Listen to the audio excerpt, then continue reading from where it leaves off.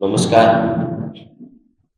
आज छात्र मानकर हक पाई एवं तांकर समस्या को लोकलोचन को आने आपण माने उपस्थित होइतिबारु आपण को हृदय धन्यवाद।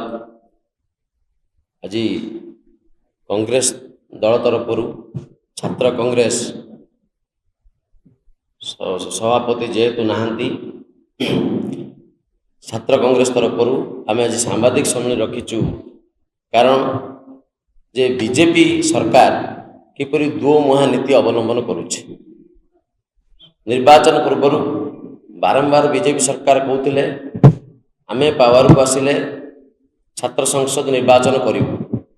2024 जो पावर को आसिले शिक्षा मंत्री आगु को आसिले नहीं, आईन मंत्री बाहर को आसी अनाउंस कले जे 2 मास भितर आमे शासन को आसीचु, 2 मास भितर निर्वाचन करने सक्षम नुहे।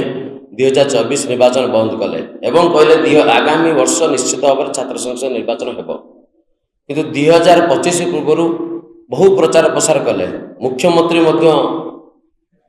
कहले जे एथर चलित वर्ष निर्वाचन हेब। शिक्षा मंत्री सांबादिक सम्मेलन कहले चलित वर्ष निर्वाचन हेब, आमे प्रस्तुत अच्छु, पॉजिटिव सेंस रे आमे नहींचु निर्वाचन करूँ। किंतु भल भाव आप जानी जिते एबीवीपी एफएम यूनिवर्सिटी रे सौम्यश्री छात्रीर मृत्यु पाई दायी बोली क्राइम ब्रांच गिरफ कला। जानिले जो सारा ओडिशार मेसेज गला कैंपस रे छात्री हत्यार मुख्य दायी हेले एबीवीपी।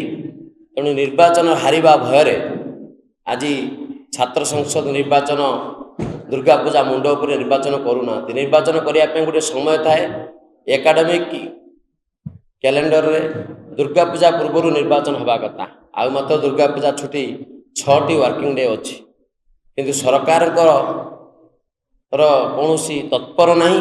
जहाँ आम अनुमान करुचु से एत निर्वाचन करेंगे नहीं। तेणु जो गणतंत्र जाग्रतर प्रहरी गणतंत्र नेता सृष्टि एंतुड़ीशाल हो छात्र संसद निर्वाचन। ये खाली राजनैतिक नेता सृष्टि करती नहीं। आपड़ देखिए विगत दिन में बहुत छात्र नेता माने आईएएस आईपीएस टीचर एसोसिएशन नेता माने लीडिंग नहीं।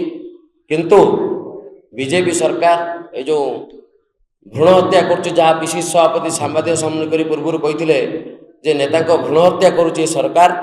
आमे दाबी करुचु तुरंत छात्र संसद निर्वाचन करा जाऊ, नहले प्रत्येक कैंपस रे आमे कैंपेन करने सहित असल मुखांकर लोकलोचन आणबू एवं राजरास्तार आंदोलन करूँ आगामी दिन जदि निर्वाचन न हुए।